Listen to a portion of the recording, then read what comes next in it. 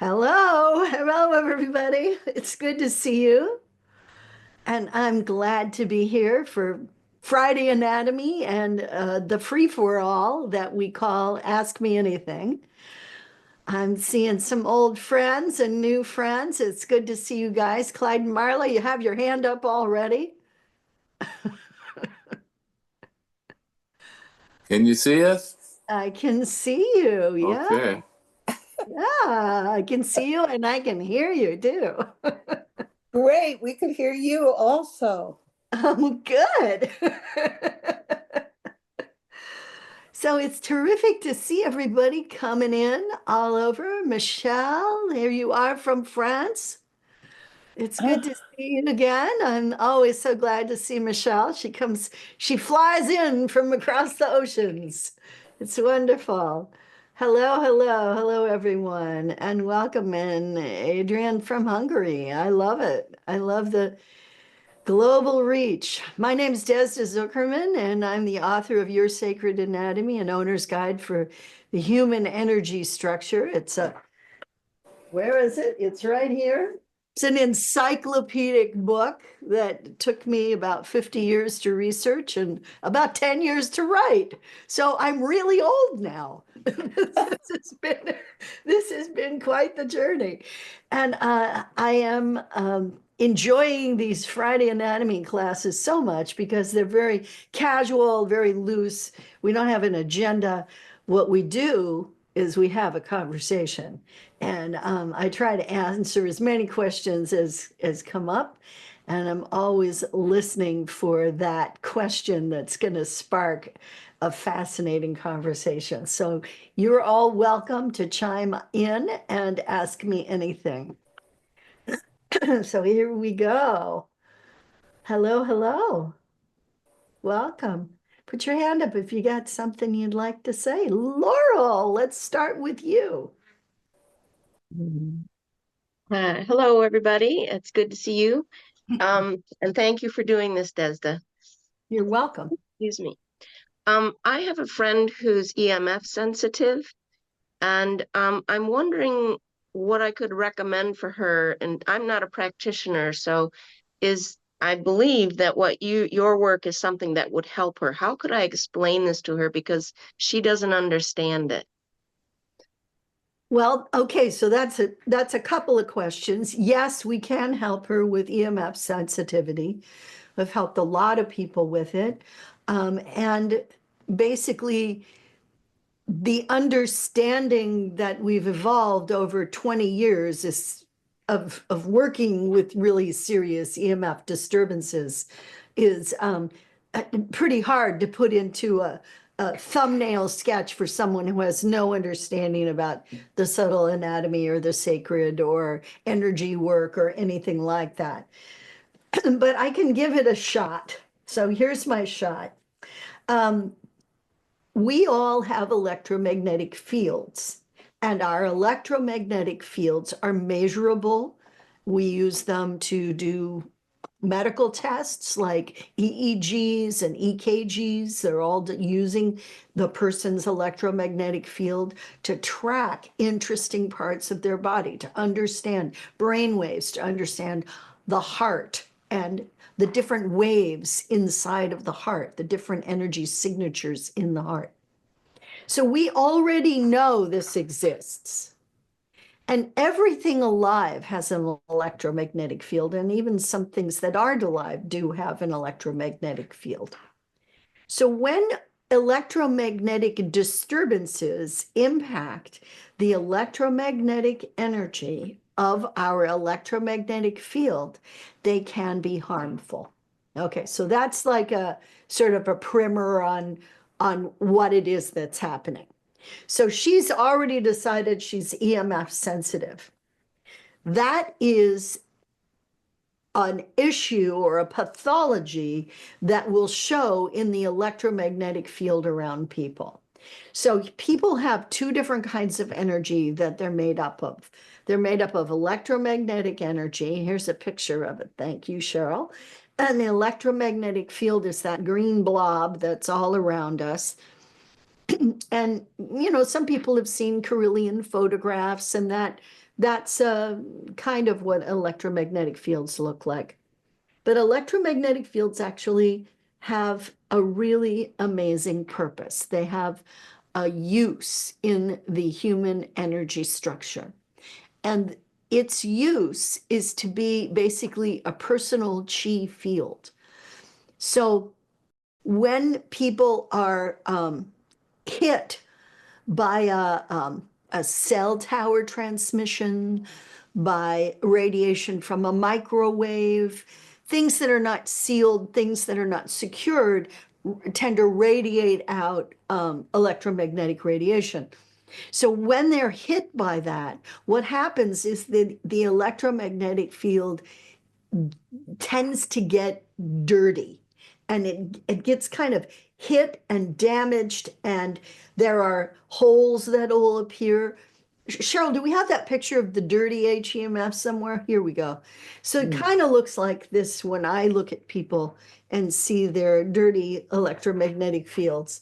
The black spots are like from cell phones and unshielded computers. You can see right in front of his chest. The little guy is standing there and he's got a big black box in front of his chest. That is what a monitor, an unsealed monitor would do. But all those little black spots and sort of off blue colors, and the fact that the blue aura, the blue electromagnetic field, is kind of dirty looking, it's kind of grayish blue instead of a bright blue, which is what it should be. So that's just an idea of what it looks like when I see someone who has electromagnetic issues. Now, you probably are not surprised to hear me say that that's pretty much everybody today. Almost everybody has got some kind of electromagnetic disturbance that has hit them. So you remember back in the 90s when they first started putting up all those cell towers and what it was like to walk down the street and somebody'd be using a cell phone, really rare occurrence, you'd see a cell phone, there'd be a zoom of energy that would come through you. And I remember my very early days with my apprentices when they were literally crying about the pain that that caused them. So we have learned how to work with the electromagnetic field, how to restore its integrity, how to teach a tool or a procedure, a practice that somebody can use to ask the intelligent electromagnetic energy, because all energy has a quality of intelligence. So you can literally talk to it. You can explain things to it. You can say, go around me, don't go through me. So when you begin working at this in this way, you find that talking to energy, working with your own energy, and stopping electromagnetic disturbances is not that difficult. But it is a discovery that took years and years and years and years to accomplish. And I was a singer in a rock band, so I stood in front of electromagnetic gear and got hit. And I would find myself just totally exhausted after a gig, so fried.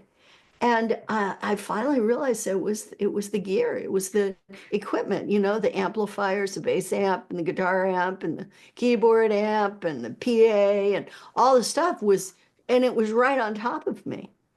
So not only did I wear earplugs, but I started to protect myself from the electromagnetic energy. And I started out doing what a lot of us do, which is putting white light around us. That's a very popular thing. How many of you do that? You probably already do that, right? So I discovered that wasn't a good idea. Because, you know, remember Amityville Horror, go into the light? Remember that? Basically, ghosts love white light. And so I was picking up entities in, you know, hotel rooms and and bars where there's a lot of entities, and I was picking them up, and so I'd have to clear myself, and it took me a long time to realize that the white light that I was using to protect myself from HEMFs was hurting me. So it's been a long process, but what I can tell you is use golden light. It's better. So I think your friend maybe could understand some of what I just said and could begin the journey of reclaiming her electromagnetic field with a sacred anatomy practitioner, because we have worked really hard to understand this. And the electromagnetic field is different than the rest of the sacred anatomy. Sacred anatomy is made of subtle energy, which is different. It's another quantum energy, a fifth quantum energy. And what's great is the scientists are actually talking about that fifth quantum energy now. But what I would urge her to do is to try to move out of a place of fear. Because people get really scared about electromagnetic impact and electromagnetic disturbance and power of that and how it can affect them. And they start to feel sick. But the big thing is you don't ever have to be afraid of electromagnetic energy. You can have a relationship with it. So that's kind of a place to start. On this call right now, there's like, let's see, 1, 2, 3, 4, 5, 6, 7 people who could help you, could help your friend. So a lot of my students learn how to do this in a class called the Sacred Anatomy Medicine Bag. So that's where we learn how to work with the electromagnetic field. It's a beginner class, actually. So it's before you come into prep training, they take that. So Laurel, thanks for the great question. I hope this has helped you. Thank you. Yes. You're welcome. Has anybody else got a question? I think I saw Elizabeth had, where's Elizabeth? Oh, there she is. Elizabeth put in the chat a bunch of stuff here. I have a series of questions, but they depend on the answer to the first one. When the biolayer and the HEMF disappear, does the huge bubble of energy, the HES, automatically go to the temple of healing, or is there a choice? So Elizabeth's talking about what happens when you die. So this is great. Good question. So the biolayer, when the heart and the brain cease beating and pulsing, when that happens, the body immediately starts to decay. It immediately starts to vanish, let go. And over a period of time, it eventually will decompose completely. So when the energy of the electromagnetic field splits away and releases, it's a kind of an opening like this. And the electromagnetic field lifts up. It separates from the physical body. It lifts up, and it's some people report seeing in a room with someone who's died, they report seeing like a lavender light on the ceiling, or some people a green or a gray light. And that is often the electromagnetic field departing, leaving. So the electromagnetic field can no longer stay in a physical body if the heart isn't beating, if the brain isn't pulsing, because that is the energy that it's made of. So it's a gradual thing, but at the moment of death, there is a release. And in that release, there's a kind of opening. And as that happens, the electromagnetic field lifts up and releases. So then the huge bubble of energy that we are, this enormous consciousness that we are, one of the things that happens is that it gets a little smaller, doesn't have to accommodate the physical anymore. So it gets a little smaller. And then it begins a sort of a journey. So there's a journey, and if you have a spiritual practice, if you have practiced dying, which is what meditation does, it helps you practice dying, you have an opportunity to call on those teachers, healers, guardians, guides, friends, allies, partners in your life, your grandmother, whoever. You can call on those people, those beings. They're unseen to most of us, and they'll come and walk with you and try to help you through what the Tibetans call the bardos. And there's a lot of them. There's about 6 bardos. And as you walk through the bardos, you're releasing things. You're releasing your elemental energy, for one thing. This happens right before death, and it's how some of those the Tibetan tulkas, the guys who come in again and again and again as the same person, one of the ways that they transition is by releasing elements. So they release earth element and water element, fire element, air and space. They release all these elements, and as they release the elements and the elemental energies start to go, they are allowed to leave, but in total consciousness. So they remember what they've done, and they remember the journey of that life. They also would remember previous lives, and then they go through the bardos quickly. But even tulkas need assistance. So there are special prayers they do in Tibetan Buddhism to help people cross the bardos. Now, there are special prayers in all religions. Every single religion has a concept of how to help people walk through the shadow of death or the valley of death. And in my understanding, and having had the 2 death experiences that I've had, and the memories that I have really, directed my life, what I can tell you is immediately on the other side, there's a place called the Temple of Healing. And it's very beautiful. It's kind of alabaster. It's lovely colored light. And you sort of go there, and you're actually delivered there by guardians, guides, people who are walking with you, who love you, like your ancestors or family members. And you're taken to the Temple of Healing, where you rest. And you rest for some time after dying. And a lot of times, if people have had a really sudden death, like it's been really violent, or they've been really compromised in some way at the end of their life, they go and they sleep a long time. Some people will sleep for 10 years. Some people will sleep for, a day or 2 days. But that's our idea of time.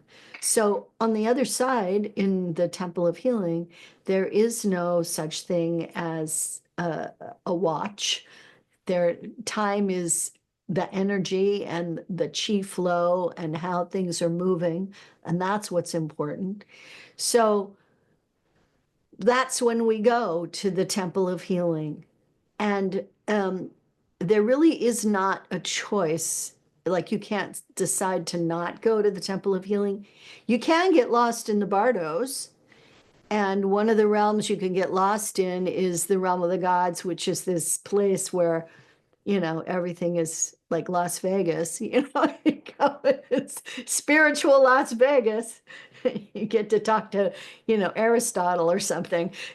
So, but my experience is that souls that are able to go directly through the bardos are able to go to the Temple of Healing right away. And ultimately and eventually, people do sort of wind their way there. And that was a job I did. I was a healer in the Temple of Healing. That was my gig. And I welcomed people as they came from the other side, and they were always very confused. People are very, very confused usually. It's rare when someone isn't. And that's why walking with your relatives can sometimes be helpful. All right. There. Now, you said you had another question, Elizabeth. A series of them.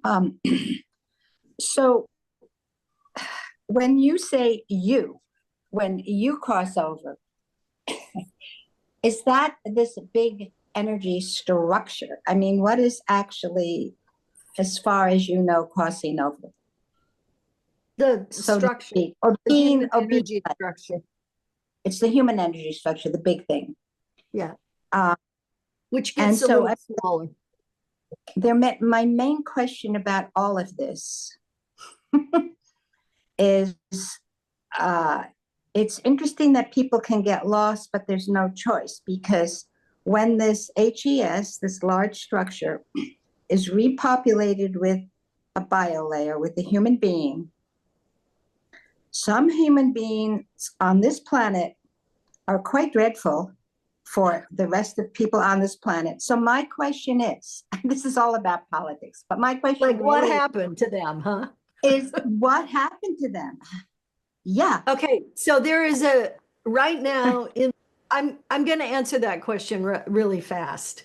So right Okay, now thank you. in this time there is a pathology called the cloud of unknowing.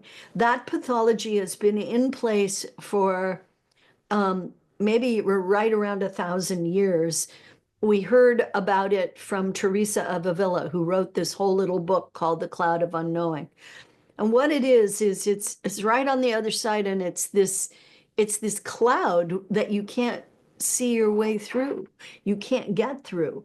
And so some people, instead of going to the Temple of Healing and sort of downloading the life and getting the healing they need, come right back in. So we have on this planet right now the results of this pathology. And one of the reasons that angels are so prevalent in our world and why so many people see them and feel them and talk to them is because they're trying very hard to sort of mitigate the damage from the cloud of unknowing. So the cloud of unknowing is quite serious. And when you it's a little tiny book. It's about this big. It's by Teresa of Avila. And it's difficult to get through the cloud of unknowing unless you have a guide. So that's why guides and guardians, healers, teachers, people that you feel close to, your mother, these people will guide you through the cloud of unknowing. And it literally is like a fog. And but they will know how to go there. They will know how to take you to the other side. So that's why you need a spiritual practice in many ways, because we need to be aware and awake. We need to be present at the moment of our death. Unfortunately, so many people are drugged, really drugged at the moment of death, that they then are lost. And that's why you need help. So we have a healing process for that, and releasing the drugs just before someone dies, really important. So in sacred anatomy, energy medicine, we have a healing process for pre-death, and it's to release the signatures of all the drugs that the person has been taking while they've been sick, because most people die from a disease nowadays, unless they live somewhere where it's really dangerous.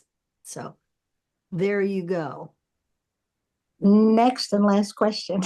Okay. If I, um, so where is a decision made, or the decision made to repopulate what I'm calling an empty HES, an HES without a biolayer? I mean, is there an answer to that? How come some Yeah. people come back immediately? How come they don't wander around forever in the cloud of unknowingness? Well, some people do. But the people that come back right away basically turn around and find a physical body to take. So what happens is people who have done that, it's not that hard to see who you can see people who are deeply damaged by lack of spiritual solace and comfort at the end of their life. And they come back in with a lot of anger. And a lot of times they literally turn right around and come back in. So taking a physical body, it used to be, before this cloud of unknowing, it used to be a whole process where you'd finish at the temple of healing. You maybe would spend, 100 years at the temple of wisdom, and then at a certain point you would prepare yourself to come back in to a life. Hopefully most of us got to do that, and about 75 years ago it was still being done, but now what we're seeing are children who are coming in who are sort of being fast-tracked directly from the Temple of Wisdom into our world because we're in such dire straits. So some of the people that are causing problems for all of us, these people have what would be considered sort of a spiritual deficit, and they come right back in. So the process for choosing a physical body, it involves a walk down a long hall where you're looking at people making love, people being in love, people who are together, and you choose your parents there before you even begin to come into a body. But even before then, you meet with the Council of Elders, and there's like 12 elders who sit and you talk to them and they help you. They help you. So there's always help. There's always help and there's always support. But the issues that we're seeing today are really tragic misuse of the opportunity to be in a physical body and do good work, do good things. As John Lewis said, good trouble, to help others. So the whole idea is that the help is available, but it has to be asked for. Is that the issue, that people, that those that are lost in the Yes. cloud of knowingness don't even think they need help? They don't think they need help. They think they Okay. know it all. So we know who they are, right? Well, they're all over, so They are. there's no shortage. Yeah. So anyway, let's move on here. Michelle has a question. How does the spiritual layer or the etheric layer actually connect us with angels, fairies, and so on? And are there special receptors, kind of like how our eyes allow us to experience the physical world? Oh, that's a great question. So the etheric layer doesn't really do a whole lot in relationship to what I consider magical beings or mystical beings. The etheric layer is your own personal Akashic record. It's the place where your whole soul's journey is held. And I use that word Akashic. It comes from Edgar Cayce. This is a picture of the etheric layer, and it basically captures your entire experience of living. So inception is what I was just talking about, which is, meeting with the Council of Elders, deciding you're going to have a physical body incarnation, walking down the long tunnel and choosing who your parents will be. And then first phase is conception and growth in utero, birth. And then infancy, which is, I think, obvious, childhood, picks up where infancy leaves off. Youth sometimes can go a very long time for people, but all your experiences in your youth are captured here in the etheric. Then there's maturity, which hopefully we've reached. And in that place, we capture the experiences of adulthood. Then there's death and karma. So that's a kind of place where that's part of the structure where a whole lot of information is kept. This is where people do etheric readings. They go to these parts of each of the structures. This is also where past life investigation is done. And then there's recent, and recent is like before it's been sort of filtered and put in place. So when you actually travel into these places, there's like little caves. It's kind of, I call them, for years I called it the Himalayan mountains because there were little caves. And you kind of can go into the cave and you can find a lifetime, and then you can remember all kinds of things from that life. So that doesn't have anything to do with angels and fairies. So now we look at the spiritual layer. So the spiritual layer does have something to do with angels and fairies. So the very first bottom strata that you're looking at are guides and guardians, and that's Can I give the dog a treat, Chairman? There. okay, so I'm going to ask people to mute because if you don't, we can hear you talking. Thanks. Okay, and then the next strata is elementals. And that is our relationship with the elemental world. So there's guides and guardians, and there's elementals, and then there's fairy folk. So the next one is fairy folk, and fairy folk are pretty amazing. But this is where you would also find like elves and trolls and sort of mystical beings. And then there's intuition. The intuition strata is right where the chakra that sits in the spiritual layer is, the star chakra is there. And we have this ability to intuit or know information. And this is a center of intuition. Next, you have the angelic realm. And that is where you touch and reach out to find angels. And finally, the deity, which is at the very top. And that would have every deity that you've ever known through every lifetime. So what this is in your subtle anatomy. Could you show us a layers picture, Cheryl? You know, just like the whole thing. I want to show you where it's located in your energy structure. So your physical body is way in the inside, and then there's these layers. Then you see the lavender circle there, the lavender spot oval. That is the spiritual layer, and that's where the strata are, and it's about 15 feet out from your physical body. And then the etheric is even further. And then we reach the soul layer, which is a whole different thing. So the spiritual layer, so let's go back to the spiritual layer picture, Cheryl. The spiritual layer has a thing called the spirit river. And the spirit river actually runs through the entire structure, but it's most accessible in the spiritual layer. And it's actually, if you've ever had the experience when you're meditating or praying of feeling like you're moving down a river, this is the spirit river. So it's a spiritual experience, it's an experience of consciousness, and this is the access point for these otherworldly beings, for beings that care about us, that might even love us, and also might have absolutely no interest in us at all. So this is a place in your subtle anatomy where you can access these amazing beings.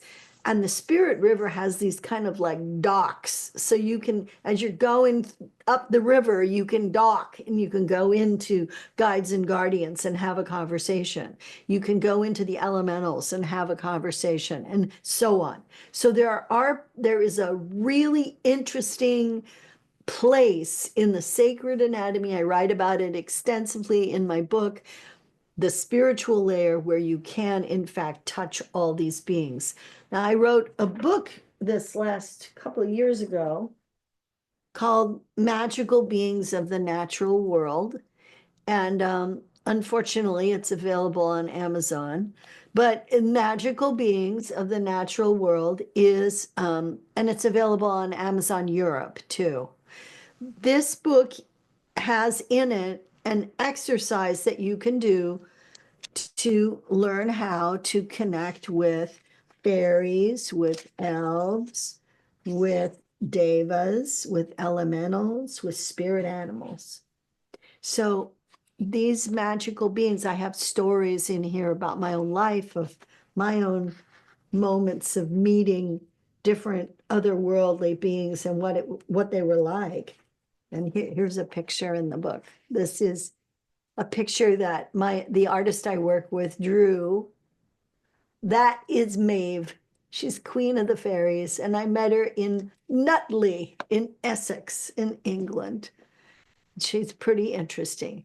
She may or may not actually be the entire queen of all the fairies, but she was pretty queenly and had very dirty feet. So there aren't receptors, there's access points in the sacred anatomy. Are you going to explore those, Michelle? Going to give it a try?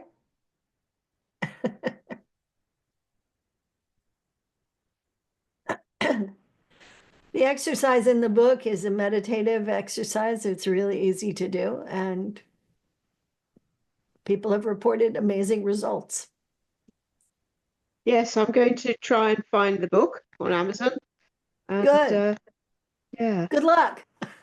If you can't, let us know, you know. All right, let's see now. Here's another question from Michelle. Do animals, especially domesticated animals, go through a process similar to what you described for humans? Not really. Not really. Animals don't have as much complexity as people. You know, they're not, first of all, they're usually not as neurotic as we are. Now, occasionally there's breeds that have gotten neurotic because they are inbred and they're not healthy. And so there's a little more sort of human display in them. But if you just have like a dog that you got from the pound and they're some kind of mutt, they can be sweet and loving and kind and wonderful. And when they die, they will seek out, if they have a special connection with somebody, they'll seek them out on the other side. So, you know, you may be reunited with childhood pets. That can happen. But they don't go through the same kind of process that humans do. And they actually do there's a little bit of healing. There is an animal ward in the an animal section in the Temple of Healing, but it's not very big, and animals don't stay very long. They make it right through. I mean, they're not hung up in the fog because they just go through. They're very easy. And, you know, occasionally you have dogs that have been brutalized and they need to be, you know, cared for on the other side. All right, question continues. That is, do they have a healing and resting process? Yes. Yes. So if you have a dog that's been beaten a lot, you know, they're going to be loved. They're going to be taken and loved. If you have a horse that's been abused, used in racing or some terrible thing, and then sent to the glue factory, the horse has a process of healing as well. Now, there are millions and millions of animal spirits that, you know, have a resting place, and they don't interact that much with people.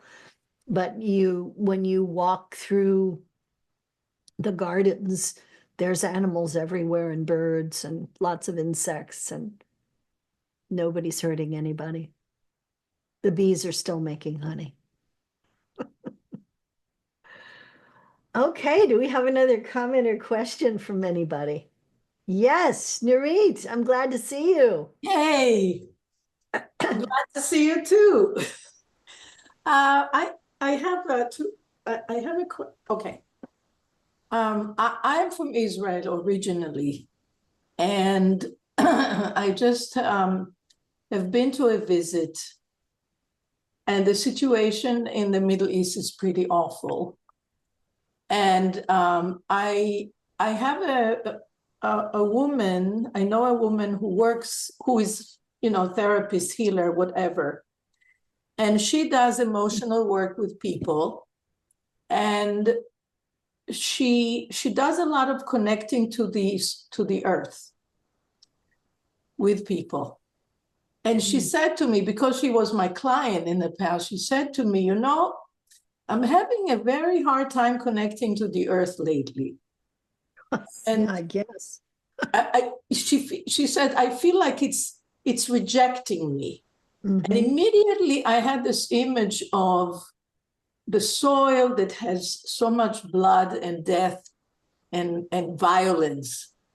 And because I am planning to eventually go and do some work there, I wanted to ask you about the effect that this awful violence has on the earth. Thank you and shalom. It's nice to see you.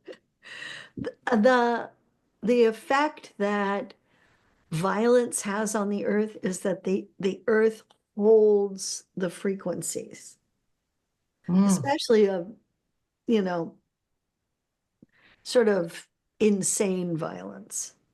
Violence that makes no sense at all. And it's kind of a different violence when wars occur and sides are fighting each other. Soldiers don't, even though they have PTSD and harm in that way, they don't have the same sort of karmic weird connection that people who murder each other in daily life do. So there's soldiers are kind of immune to this karmic heaviness. They still have, if they have hate in their heart when they're killing, they will be connected to that place and those people forever until they release it. So the great sorrow that I see occurring not only in Gaza and in Israel, but also in Ukraine and oh my God, just name a continent, you know, it's happened everywhere. The great sorrow I see is the violent anger that people kill with. Yeah. And that is going in, that translates into the earth. And I for years did earth work and earth healing and went all over the world to study and visit sacred sites and learn as much as I could. And I finally came to the realization that I had to work with people because the problem was the people. Right. The earth actually will process this terror. They will process it. The earth will heal. And what we're in danger of right now is the earth is changing. It's shifting and changing. And we're not really in danger of losing the planet. We're in danger of losing the species, the human species. That's where the danger is right now. And that's why I'm here. And what all my work is about is helping keep people alive in the process of learning who they are, exploring who they are, coming into awareness, waking up to what they hold, the amazing gifts that they carry. I mean, so many gifts. So I do not recommend grounding into the earth. No, I know. That's why I like that so much when we did. Well, No, it is really, really tough. And not to mention the fact that she's another species, you know. The earth is not human. So when you ground your cord, you ground your tail into the earth, you're you know, you kind of asking for it and you start picking up all the trauma, all the drama, all the upset, all the pain, all the anger. And right now we're living in a crucible. I mean, we are truly living in a time of awakening. And what happens before awakening? Resistance. And what we see, the evil that we see in the violence in the Middle East, in the violence in Africa, in the violence in Ukraine right now, and the violence in the streets of San Francisco, what we see happening now is this resistance to shift because human beings are speeding up. And if you've met a little kid lately, they're so much faster than we were when we were little. So something's happening to humanity. And you can say, oh, it's the fault of tech, it's the fault of this, that, or another thing. People are all worked up about how AI is going to change the species or the human's experience or and what I have to say is, yeah, the computer did too. Yeah, all this input, all this information, but it's really no different than, what we experienced in the 5th century. I mean, we're still the same. And what is changing now is the human frequency. And we are starting to vibrate faster. And some of us have managed to do this by hook or by crook through meditating for 50 years. And we're here and we can feel that the energy is faster, but then we're meeting resistance.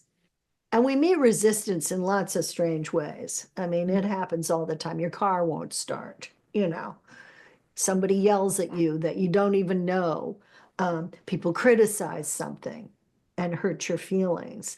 These are all things that happen, and what they are is the frequency is lifting and it meets resistance.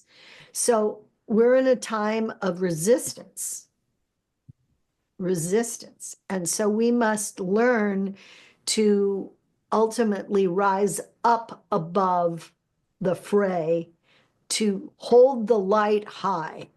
And that's what I sort of have been saying all through this very strange political climate that we're in, is hold the light high. We've got to do it. Those of us that know how, we need to radiate love and light as best we can, because things are tough right now. People are really scared, and that's happening everywhere. Not just the United States, not just Europe, not just the Middle East. It's literally happening everywhere. So it's important for us all to keep the light high. So yes, the earth does become very damaged. Thank you. Thank Yeah. you. And it holds on to it. I'm happy to talk to her if you ever get there and are in Yeah. a room with her. You can reach out to me. I'm happy to speak to her. Christine, hello. Great to see you, sweetie. You're looking good. Take your mute off. Oops, thank you. I've been working on that all the time. Okay. Actually, I have a question about this, the matching frequencies and stuff that are making things so difficult, and that feel of usurpation. And I'm wondering how much of that we personally feel is from our own makeup, or is it an attack? Is it, because I'm trying to navigate through, you're talking about the car not starting. I mean, it was, 5 months without a car. That's very unusual and difficult. And so bit by bit, it's opening. So we don't need to match the resistance. What you need to do is step aside. So it's an Aikido move, basically. The attack is coming, you step aside. So that's it. When I say attack, I'm referring to martial arts. Yes.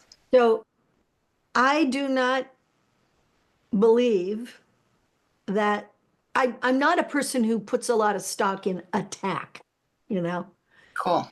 I don't think people are running around or walking around or getting attacked.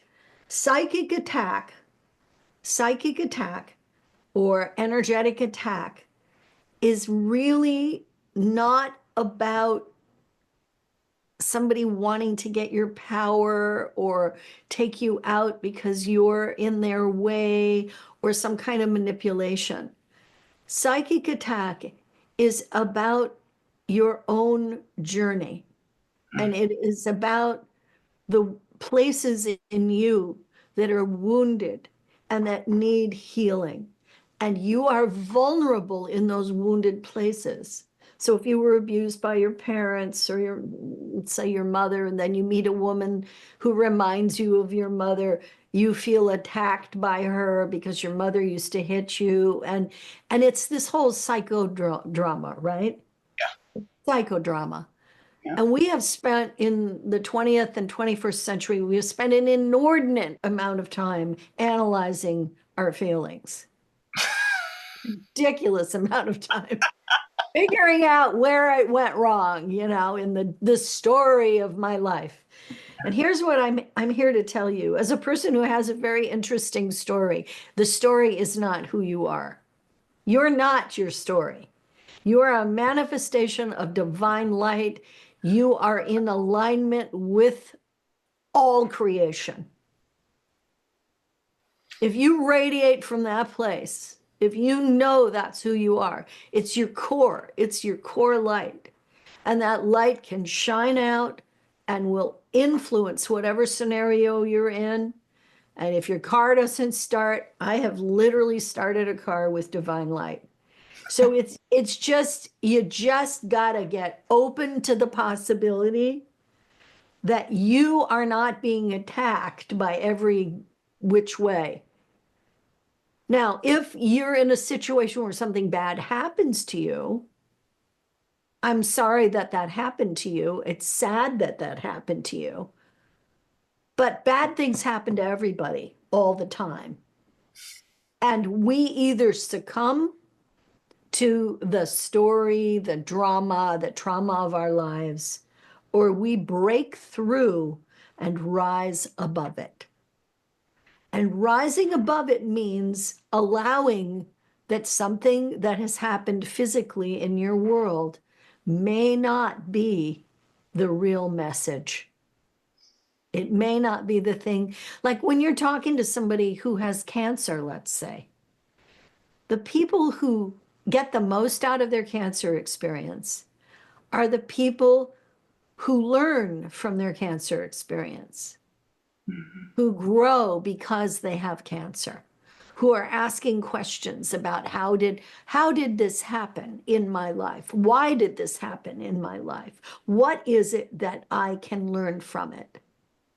Those are the people who, even if they don't survive cancer, get the most out of their time, get the most out of their life. And you never know how someone's going to die, or going to end their life. You never know when. Perfectly healthy people drop dead all the time, right? So you can be in a kerfuffle in the last day of your life and be thinking in the last day of your life, this is a terrible thing. I hate this world. I hate my neighbors. I hate my children. I hate. You can be in that. Or you can look at the flowers and the trees and be grateful for the opportunity to love someone, anyone. People spend a lot of time bitching and moaning about, I can't find my partner, my true love, the one I'm supposed to be with. Well, look in the damn mirror. That's the one you're with. And you're really with them. And it may not be a joyride. There may be shit coming from all directions. But the truth is, you guys, this is what we have. And either we get the joke or we're miserable. So I invite people to step out of their misery and to just get the joke. Because the cosmic joke is pretty funny. And it is, it's everywhere. In planets exploding, in, rockets exploding. There's a lot of humor going on. And humor is really one of the ways that we touch spirit. We touch our own spirit with humor. There's a whole thing about, my soul's purpose, my life purpose, my spirit's purpose. Why am I here? There's a whole thing about that.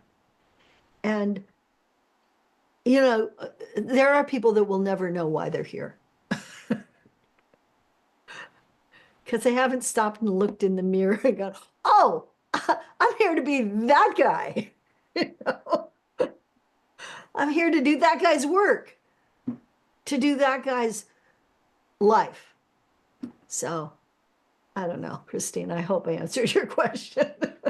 Well, I took a swing. What can I say? I took a swing at your question. it's very much how I've been feeling it and understanding it too. It's like, okay, this is what life is. It is. It's just this is what it is. Yeah, I mean, I know people who are in their 70s who are still waiting to be discovered or something, like when am I going to hit? When am I going to when am I going to be appreciated? When is anybody going to see me? Well, look in the damn mirror. Yeah. What I got to say about that. All right, Marie, let's hear what you want to know about or I share was about. just curious if your visuals of the sacred anatomy that you see, Mhm. are you seeing changes in that as we're in this time of change, or has it stayed steady? It stayed pretty consistent. I mean, I've been mapping the sacred anatomy since 1964, and it stayed, it stayed pretty much like I originally saw it when I fell out of the car and landed on my head. Why did that happen? Oh. So anyway, the pictures that are in my book, the 88 graphics, and then the new ones that I keep drawing that are going to be in a whole card deck that we're doing. There's a consistency to them. The changes are that parts become clearer. Like we just recently had a big change to the substructure. Can we see this substructure picture, Cher? So the substructure used to always just be these big discs, and the substructure is inside of everybody's part of the bones of light, and alphas looked one way and betas looked one way. So here's a composite, and there's been a change to this.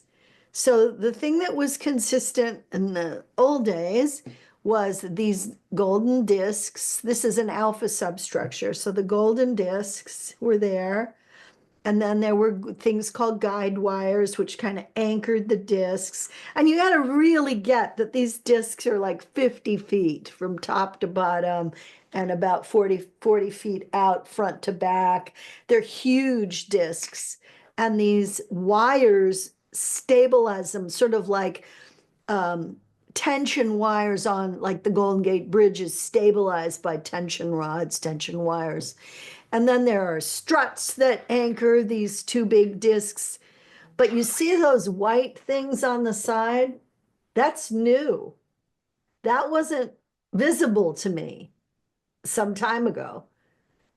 The white things on the sides are wings. And here we go. Thanks, Cheryl. I thought you might be looking for that. So these are the three different substructure types, the alpha, the beta, and the gamma. And they are basically soul orientations for people. And these wings on the sides help you be in connection with the other substructure types. So if you're an alpha substructure, you have a beta wing and a gamma wing. If you're a beta substructure, you have an alpha wing and a gamma wing. If you're a gamma substructure, you have a beta wing and an alpha wing. So, and where that wing tends to be seems to impact people and have different significance. So the three different substructure types are part of the bones of light. So this is subtle anatomy skeleton that holds the structure up and open. And it's your internal support. So the alpha substructure type is the visionary, the teacher generally, and they're often people who are very skeptical and don't quite fit into the normal crowd. Then the beta is the artisan, the creator, people who are really devoted to an art form. But they also are people who are interested in craft. So even like the craft of creating AI would be a beta action. People who are betas generally come into the room and it's more beautiful for their presence. They're lovely, lovely beings, and they have a kind of beauty and harmony and stability about them. Gammas are the lovers, and their whole approach is through love. And everything they do is through love. You know, they fall in love with all the wrong people, try to help all the wrong people feel love. And they often have a lot of trouble feeling love themselves, but they keep trying. So these are these sort of eternal optimists of the structural support system, the soul orientation of the sacred anatomy. So alpha, beta, and gamma substructures. There you go. All right. Woo! Well, that was an hour. It went so fast. It was really fun to be here with you. And I loved every single minute. I've been very grateful for the opportunity to go on Zoom and have people from different parts of the world be in the room with me. It's wonderful. It's a great opportunity. I have a couple things I want to share with you. Cheryl Berry, my assistant here, is now a Sacred Anatomy Energy Medicine faculty member, Sacred Anatomy Academy faculty member, and she's beginning to teach the Sacred Anatomy Secret and the accompanying class, the Edge Express. And her class starts on April 19th. And you can register. If you look, there's a link there at the bottom of the page. And it's a free Sacred Anatomy Secret. You can go and learn why you should live at the edge of your energy structure, why you should engage it. And Cheryl's now teaching. We're just about ready to launch a whole bunch of new teachers, which is very exciting. All right, let's see the next class or the next slide. And then this is the class she's going to teach May 3rd from 9 to 12. It's only $79. And look in the chat for the link. All right, let's go to the next slide. Sacred Anatomy Edge Express. I'm teaching the energetic hygiene class. There's a free intro on May 19th from 4 to 5 p.m. Pacific. And we talk about what we'd learn in the class and do a really fantastic practice there in that free class. But the question we all want to ask ourselves is, do you need energetic hygiene? And the truth of the matter is, yes, you do. It's a 6-week energetic hygiene. It's on Mondays. It starts June 2nd, and it runs from 9 to 12 once a week for 6 weeks. And you come out of that really knowing how to take care of your energy structure. So I encourage you guys to come to that class. Let's see that slide.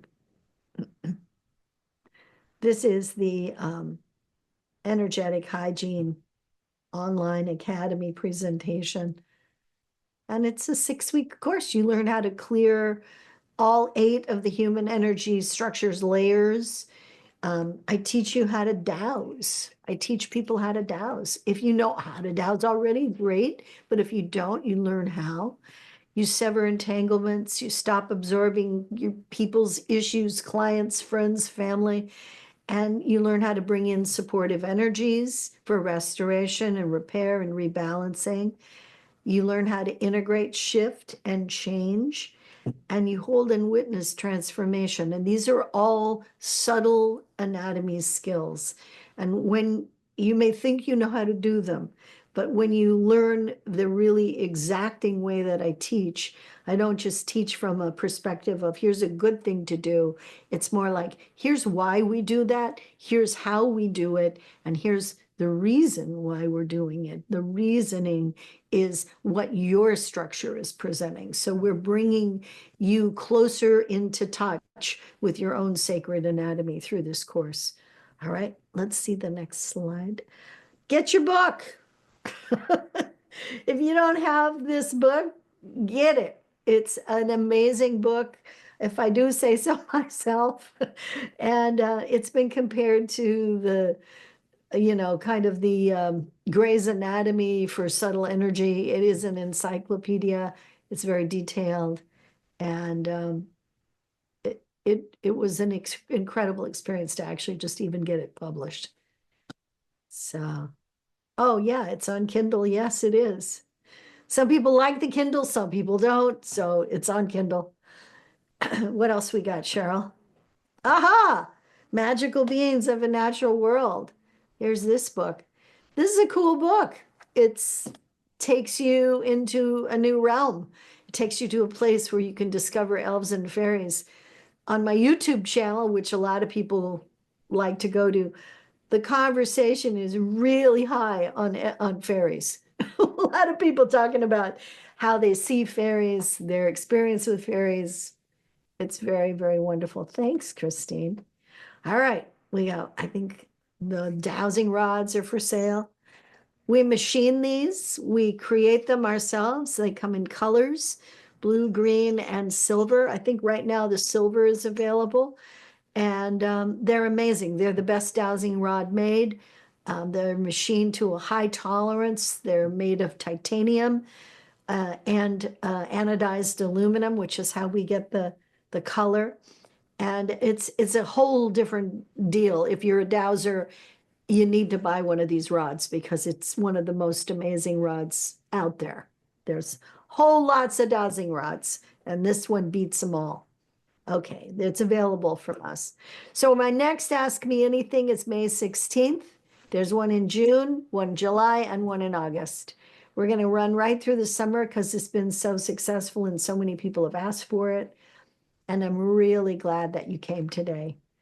Thank you so much. I wanted to share with you something more, which is my trip to France. I'm coming to France. And I'm very excited about having a beautiful place to teach. It's a class called A Luminous Life, and it's about using your subtle anatomy to really empower your life, to live at the peak of luminosity. How can I be the most radiant being that I can be? It's about an hour outside of Paris on the way to Rouen. It's in France at a place called Roubaix. It's a bunch of houses that are owned by a group, and this place where we're going to be is a 12th century castle. So it's really cool looking. And for Americans, I mean, nothing is older than 400 years here in the United States. So this is really something to be in a 12th century castle. The food is all locally sourced. Go ahead to the next part, Cheryl. Locally sourced, sustainable, 3 meals a day, your room and the course it's $19.94, I think is the cost. So I would invite you there. This is when I was there last time. This is our team. This was our chef, and our chef, the woman in the white, just got her first Michelin star. So that's kind of a big deal. From her little restaurant, she started doing pop-ups and all this. So we have a history in the sacred anatomy world of great food. And that's one of the things we do there. There's a few more pictures of the place. Very beautiful. So come and be with me. Come. I don't teach live often. I've taught live once this year. This is the second time, and I probably won't do another live class.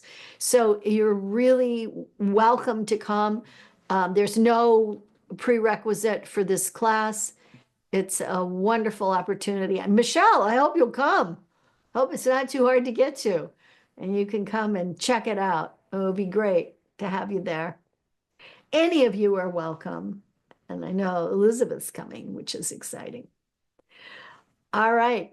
I say farewell and well met, and have a wonderful day. Enjoy yourself.